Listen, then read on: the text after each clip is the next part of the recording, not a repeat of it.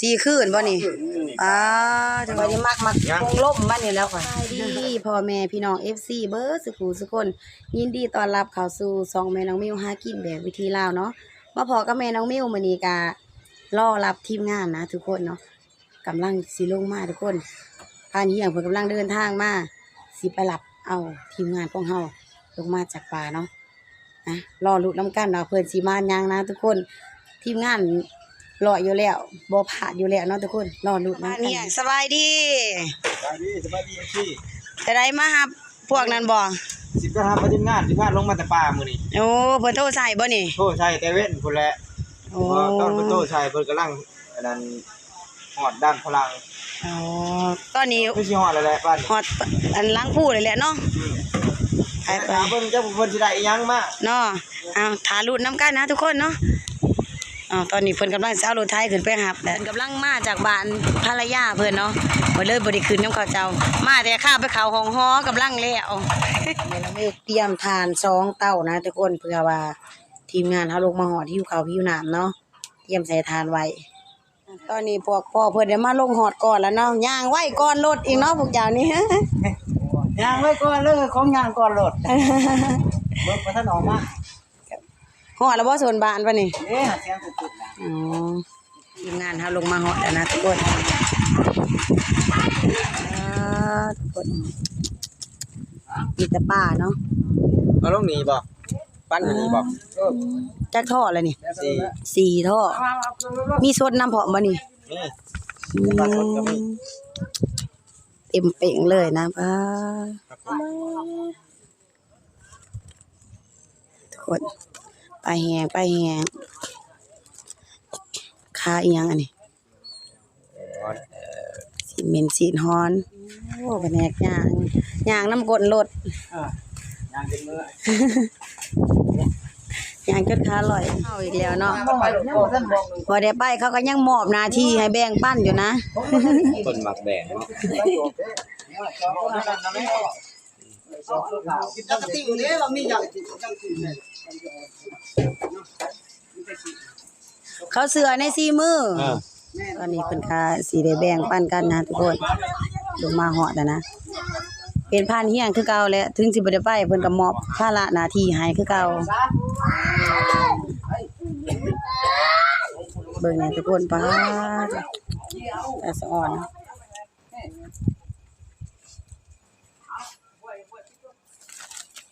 ประหลาดเอาประกันชั่วจะบุกปันสินะเฮ็ดงานได้ก็เฮ็ดมาจากตื่นเต้นหลายนะโอ้ยผ่านใหญ่อย่างไร2 บาทเดียวโอ้ยอันได้3 บาทเดียวนี่เด้นี่เฮ็ดต้องหมดบ่ย่างกะทิมีได้เฮ้ย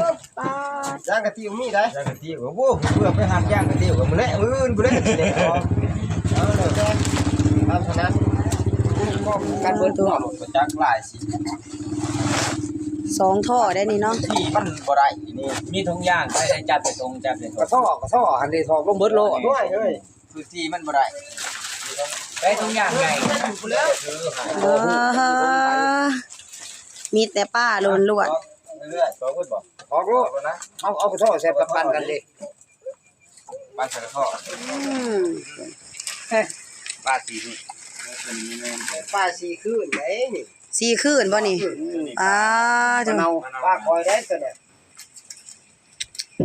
ปั้นจะได้โคตรว่าป้าเนาะเรียนที่แต่เอาเรียนกันอันนี้บ่พอกับกระตาอันนี้อันนึงเท่านั้นเอากระตาบ่ยังมาพ่อเรื่องนับ2โลดอกพุ่งเนี่ย11ผูด4 6 7 8 9ยังนึงใจดียังนึงต้องจับสโลดติกิโลเป็นยังมีบ่สิงติกิโลเป็นยังป้าสิซื้อนะแม่ใส่ยังอีกนึงนี่ทุงย่างนี่จริงยากมัดเนาะเพิ่นสิติดใส่ซิ่งเอาเลยนะบัดนี้นี่บ่เต็มเข่งนี่หน่อยใหญ่บ่เกี่ยวเอาตามตาซิ่งตามตาซิ่งเลยเอาพุละโลก่อนเนาะพุละโลก่อนเนาะเอามันจะได้มันก็บ่ถึงโลได้มันอันนี้มันน้อยเนาะตั้งนี่ลงสักขึ้นเนาะสิประกวดตั้งฮะ โอ้ยเนี่ยนี่ไว้นะร่วมกันหนูนะประกวด เอาเจ้าจะเลือกตัวนี้ไว้ก็ได้ประกวด เลือกคบเป็นใครขอเด้อ เอิ้นนะ และมันสิได้ของเขาอีก มันมีใครดี ก็แต่ว่าแม่นครบ เด้ผมลำเหมือนมีชมเลยเด้ ครบแม่นใคร โอ้นี่ หลายผู้ได้บอกเอ้าทุกอย่าง ยางเขียว สองโตมันบ่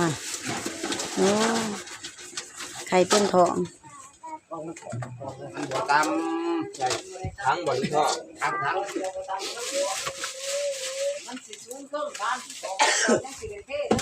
แม่ทั่วมาลา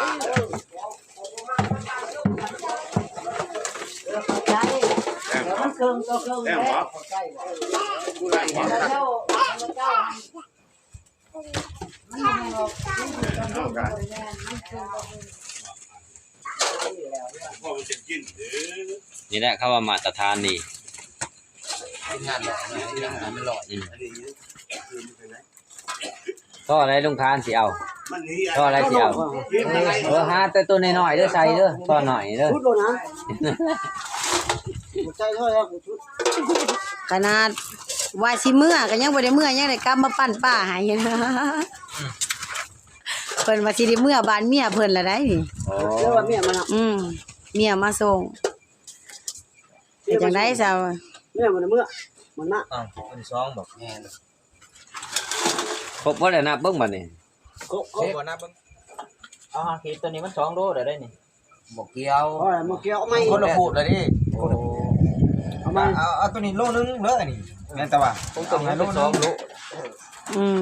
โล รอบสุดท้ายเอาหาขีด มันก็ซื้อแล้วโลนึง ซ้ำละหาขีด เป็นสาม เป็น3โลได้นี่ สามเลยนะ เกี่ยวใส่2โลได้แม่นบ่นี่ น่ะสองโลนะ คือจะมาใส่ ไก่ท้องโลกับเฮาปั้นคนละโลเด้อันนี้สิใช้ตัวละ5มันก็ถือตัวนี้ก็เต็มโล อันนี้นะขอระบาพูดเดียว นั่นน่ะ 2พูดเนาะแม่น เราช่วยก็กินกาเสือก็ได้ดี ซึ่งนี่ตัวใหญ่ มันจะเดินเนาะ อันนั้นป้านางนวลบ่แลนะ พกบ่ตัวใหญ่นี่แต่ท้องโหด สองเนาะสองคน แน่นอน อ๋อนี่ดิ มีต่อ ตัวละท่อ เนี่ยตัว ตัวนี้ก็เอ้าไปเสียว นี่บัดนี้ สิได้ก็เนาะตัวนี้ก็เอาชีนอันนี้เขาแม่นแต่ว่า เอาเป็นเส้นเนาะ เอ้าตัวนี้ตัวนี้ ตัวนี้นะดูว่าเป็นเสียงคุณไปตอนก็ได้เอา ผู้ละสอง นี่ที่ได้ซุ่มนี่ได้ปลาใหญ่เลยดิ ซุมนั้นเอาเป็นสอง เป็นสองนี้ เออ นี่ เออ เยอะ บ่เรียกชื่อว่าเด้อบ่เรียก บัดนี้ก็ เยอะให้ก็แม่ นี่ก็แม่นบ่นี่ทงตัวนี้ก็ได้ เปิ๊บ โอ้ สิมึง นี่ทงกับแม่นะทงสีนบักเวอร์หน่อย ผู้ใหม่เพิ่นว่าหนัง มีบักเวอร์หน่อยน้ำได้นี่ ใช่ละพลาดป่า ตอนนี้ก็เพิ่นแบ่งพวกปลาแห้งเรียบร้อยแล้วนะทุกคนเนาะ11พูดรวมเบิดทั้งมวลนี่11พูดเนาะใส่ท่อน้ำใส่ถุงน้ำเนาะโอ้ยเบียร์สะดาแล้วเพิ่นก็สิมาต่อพวกซีนเมนนะทุกคน ติดเบิดดีแล้ว ซีนเมนแล้วก็บักเวอร์หน่อยเนาะนี่เพิ่นก็สิสั่งเป็นโลคือกัน ที่เป็นโรคมัน เพิ่นสิรวมเป็นโลทางนี้ทั้งหมดนี่เท่าใด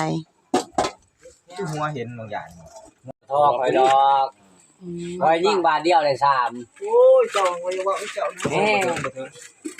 เจ้าเห็นบ่มีบ่ได้3ตัวได้มี บ่ถึงแหละติดไปกล้องเนาะ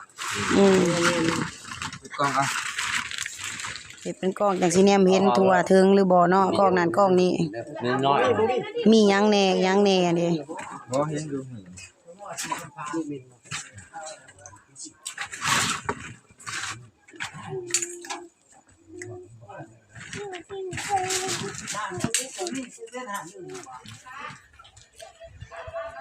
chưa có kít vào là nên cháu xây nhà năng nào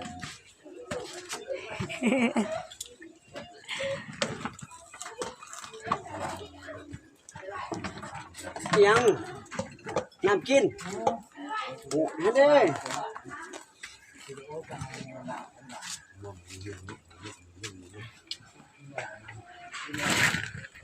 นั่งดูจอก่อน หูมัวมันซะ พี่กบแหงกบแหงกับป้าป่นมานำเรียบร้อยแล้วบ่นี่ปุ๊บใส่โหลดเป็น ใช่ลูกแกงใช่แกงใช่ลูก ไปสิเอาตัวใดกะเลือกเอา แกงใช่แกงใช่แกงใช่ตุ้น ยังไงเนาะ นี่ผู้จัง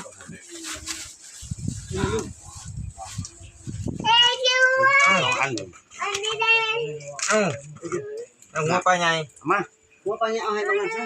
มันปลาใหญ่เด้อไอ้ผู้ปั้นเด้อนี่ผู้ปั้นนี่ ก็ได้ได้ ให้ผู้ไป ผู้ปั้นนี่ได้หัวปลาสะดูปัดเปียกเลยยังปลาเปียกป่ะเนี่ย ต่อป้าเปียกเลยบัดนี้ โอ้กระทอดชุดนี้เอาใส่ ข้องแหงของเฮาปั้นกันเป็นทีเรียบร้อยแล้วนะทุกคน นี่แหละ เพิ่น สร้าง ก็ กระทอดเด้อ สิมาต่อป้าเปียกอีกทุกคนนี่ส่วนแม่น้ำมิวก็สิได้ผู้ละซ้ำนี้แหล้วทุกคนนี่เนาะต่อไปเพิ่นก็สิปั้นป้าเปียกทุกคนใส่ตาซิ่งได้ตัวนี้เนาะง่ายดีไวดี ตัวใหญ่นี่ผู้ได้แต่ตัวใหญ่นี่คุ้มเด้อ สีลายบ่ กางลายว่ากางลาย มันน่ากะมันเนาะ ก็ยังบ่ปานใด อันนี้จะ2 ปีนี่หัวเต็มเลยนี่ หันแล้วไปเห็นนะฮะนี่เนาะอันนี้ โอ้ข้าวจะมันได้ตัวใหญ่เฮ้ย เห็นบ่ ใช่ตัวข้าวบดประหลาดนี่ตัว อันนี้เด้อเสร็จทั้งอย่างเด้อ ตัวนี่ต้องยามใหญ่มันได้เท่าไหร่ให้เท่าไหร่แม่มันเอาไว้ไปที่ทุ่งแอแหละหาเบิ่งโลต้องแอ เหลืองนะป้าแล้วบริจาคยังได้เพิ่นจะจอยไป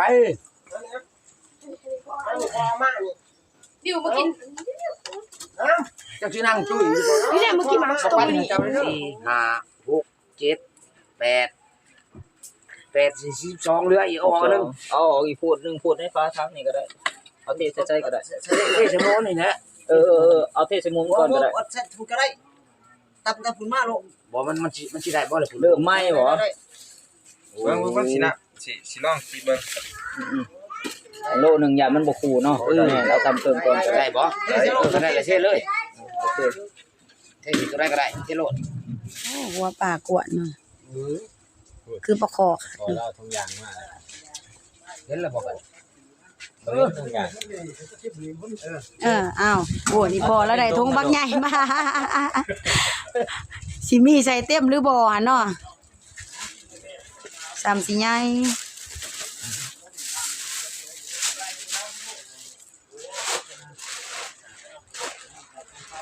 สิไปว่าตังกินแบบอีมีอัวมาโมบิลตังให้พวกกูกินเลยครึ่งโล ตัวแบบอย่ามันฆ่าข้อปลาใหญ่ ให้กู ดันคอย กลางลายบ่ กางลาย ใช้หอดใช้ ที่ฮอดนี่บัดนี้อันนี้ กางฆ่าข้อพุ่น นี่กลางค่าข้อมันแม่ทับกุ้ง ทับนั่นล่ะ มันค่าโดนข้อข่อยมันเนาะอยู่แล้ว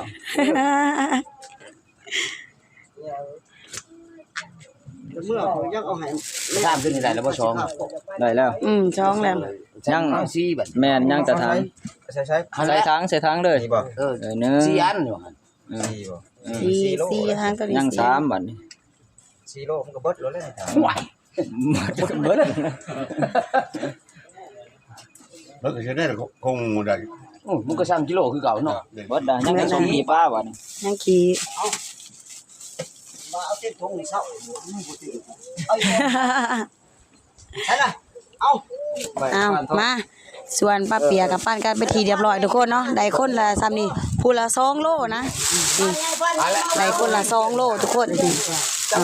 ตัวนี้จะเป็นส่วนพวกพอละเนาะ เบิ่งได้ซักตัวนี้ จะสีผู้ตัวนี้เนาะ ปืนเบิ่งหั่น กี่ป้าเปิดให้เบิ่งได้เบิ่งอ่ะ เด้ อ๋อแดงกิ๊กตึงเลยเนาะ มือเบิ่งเฮียนตัวนี้ฮะมือเบิ่งตัวนี้ ตัวนี้เปิดบ่ได้ตัวนี้ มันแน่นเนาะ กันนี่เอาก่อน เอาทองแค่ครั้งใหญ่ เฮ้ยเกิด ล้างแล้วล้าง เป็นไดเนี่ยมันบ่จักบ่บอกว่านี่ได้เนาะได้กินบ่ครับได้กินมื้อนะ แดงของตองอยู่เนาะ คันทีพ่อใหญ่โสมนี่สุดยอดแล้วนะต้องบอก ขี่ป้าจะขี่ป้าแล้วกูกินจะขี่บุกซุ้มบ่กิน ผู้ได้ก็อยากจะขี่เนาะเอ้าคือกระซ่านี่คือกระซ่าใหญ่ เกินทราบ เป็นไดจ้ะ ทั้งละล้านได้แม่นนั่นแหละ เอาจ้องมา ทั้ ข ง ว ละ ด ล้าน 2,000 บาททางหนึง นี่บ่ เออ นัดบ่ทาง แม่ทั้งก่อน ใส่กี่บาทได้2คนสอนบ่ได้บ่ ชิ้นตัวน่ะนี่บ่ใส่หัวนึง ใส่ป้า คอยได้มักคงล่มมันนี่แล้วก่อน ใส่แต่เกลือได้ดิทางเอาไปเลยเพื่อนไปพาว่าที่ใกล้ใช่ที่จะตั้งบักคานเนื้อเดียว ใส่อยู่ จ้องมันบ่นี่ติล่ะ ตัวจุ่มเลยรถชนเอา ถ้วยหน่อยละนึง น้อยไม่ยังเพื่อน สวยใหญ่ก็ได้นะ อ๋อมันเพื่อน ใช่ละเด็กคอยควบไปแน่สาวจอยคือนี่ทองอะไรบ่เอาไปบ่ละบ่ พวกละมาให้เราเอาขึ้นก้อนนะ แห้งมันสิ บ่เอาไปจนมาเสร็จละ จะไปล้างก้อน ก็สีคือทางไหนบ่เป็นใหญ่ มันไงโอ้เอาไปล้างถึงมันถึงเลย โอ้สองพูดนี่เต็มทันเลยเนาะ โอ้ยก้อนฉีกระเดือนเลยที่พูดไปนี่ ว่าจังกันแม่ หัวจะรออีหยังบ่วงพูดเต็มทาง ยืนได้ก็เจ็บแอวเลยเนาะ เอาไป เอาพูด ได้บ่ ทั้งก้อน มากับเบิ่งสิหันหัวมาเลย โอ้เด้อส่งหน่อยนึงเด้อเพื่อนตัวเฮาเด้อโอ้ยเพื่อนนะโอ้ย เป็นจังได๋ผู้เฒ่าเพิ่นจังมักขี่ป่าเนาะ แก่ แต่ เสื ละ อ คน ลูก หันมาก เบิ เบิ ด ด ก็ยังหมัก ได้สมหัวจังหัดลง ข่อยก็ยังหมักมันก็จับ ของข่อยมันได้เต็มท้องอย่างเด้อของข่อยเด้อ เอาเมื่อ เป็นว่าจะยิงหมูก็ยังบ่ถือ เล่นหมูเลี้ยงสลาอยู่ ลองเบิ่ง เป็นโหลดในจิตใจ เที่ยวสิมาลองเบิ่งโลดเที่ยวสิมาก็บ่สิ มาจะไปเด้อจ้าเด้อ ได้ก็อันนั้นนี่ ไปยังเขามาก้อน ผมก็บ่ไปบ่มานนะหมู่เจ้าผ่านป่าอยู่ไสล่ะผ่านป่าสวยดวง โอ้ยป้านปลากับขึ้นผู้น้ำนะ พี่เอามาใส่ขี้กระและมันโอ้ยบ่มีแล้วกันว่า เบิดแล้วเนาะ ไปก็มักขี่ป่าส่วนนี้มีแต่ไข่เลย โอ้เสียบคักแล้วมีแต่ไข่ เอามัดเลย ได้ของข่อยยังบ่มีผู้ใดกินเลยแม่นเมียก็บ่กิน มันก็เบิดเลย ข่อยก็บ่ได้กิน เบิดแล้วเนาะบัดนี้เนาะถือว่าปั้นขี้ป้าก็เป็นอันที่เสร็จสิ้นเรียบร้อยแล้วนะทุกคนในปูละซ้ำนี้นะเนาะนี่คือปูละ2ถั่วใหญ่นะทุกคนขี้ป้ารอบนี้มีแต่ไข่นะทุกคนเนาะเป็นตะแซ่บค่ะกะลีได้รอบนี้พวกนี้แดงของตองเลยเนาะรอแล้วเนาะบัดนี้บ่มุมผ้านี่ยังคือเก่าเนาะไปอยู่น้ำเมียก็ยังได้นำมาปั้นให้ขอบใจสำหรับคนมาปั้นให้ บัดนี้เด้อ ใช่โชคดีเพิ่นก็ได้ปั้นกันเป็นที่เรียบร้อยแล้วนะทุกคนเนาะเป็นแม่ผ่านแต่ละคนก็สิแยกย้ายเมืองย่างซ่านไผมันนะทุกคนส่วนแม่น้องมิวเองก็สิเก็บเครื่องของกินต่างๆเข้าตู้เย็นไว้ทุกคนก็สิขอจบวิดีโอนี้ไว้เพียงเท่านี้พอกันในคลิปหน้าทุกคนสำหรับคลิปนี้บ่มีหยังหลายก็ฝากกำลังใจทุกคน